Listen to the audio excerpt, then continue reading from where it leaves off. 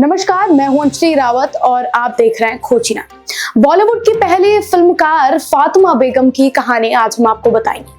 भारतीय सिनेमा के इतिहास में जब भी महिला निर्देशकों की बात होती है, फातिमा बेगम का नाम सबसे पहले लिया जाता है। 1892 में एक उर्दू भाषी मुस्लिम परिवार में जन्मी फातिमा बेगम न सिर्फ भारत की पहली महिला फिल्म निर्देशक बनी, बल्कि उन्होंने एक पुरुष प्रधान उद्योग में अपनी अलग पहचान भी स्थापित की। उनके साहस और दूरदर्शिता ने न केवल भारतीय सिनेमा को नई दिशा दी, बल्कि आने वाली पीढ़ियों की महिला फिल्मकारों के लिए भी रास्ता खोला। फातिमा बेगम ने थिएटर से अपने करियर की शुरुआत की और अभियान की दुनिया में अपनी अलग पहचान बनाई। उन्होंने समाज की परंपरागत सोच को चुनौती देते हुए फिल्म निर्माता के क्षेत्र में कदम रखा।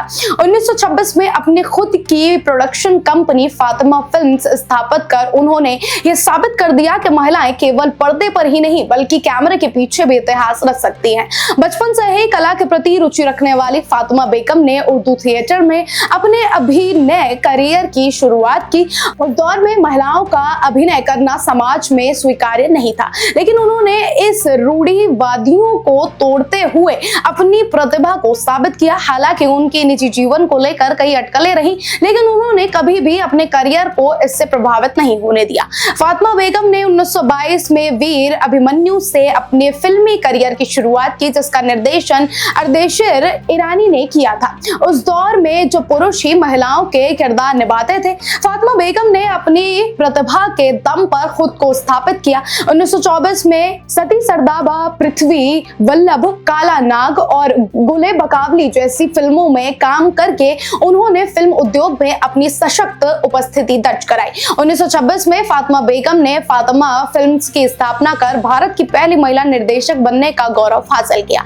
बाद में इस प्रोडक्शन कंपनी का नाम विक्टोरिया फातिमा फिल्म्स कर दिया गया था। उनकी पहली निर्देशन फिल्म बुलबुले परिस्तान एक बड़ी हिट साबित हुई। हालांकि दुर्भाग्यवश इस फिल्म का कोई प्रिंट अब उपलब्ध नहीं है, लेकिन ये फिल्म भारतीय सिनेमा में फैंटेसी शैली की फिल्मों के लिए एक प्रेरणा बनी। फातिमा बेगम ने सिनेमा में महिलाओं के लिए सशक्त किरदार गढ़े, जो उस दौर में कम ही देखने को मिलते थे।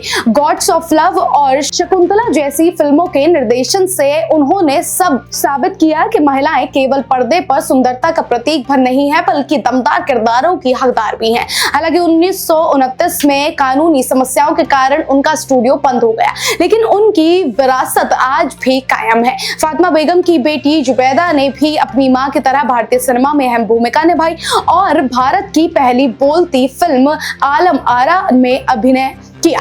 1983 में 91 वर्ष की उम्र में फातिमा बेगम का निधन हो गया, लेकिन उनका योगदान भारतीय सिनेमा में हमेशा याद रखा जाएगा। वो सिर्फ एक निर्देशक नहीं, बल्कि महिला सशक्तिकरण का प्रतीक भी थी।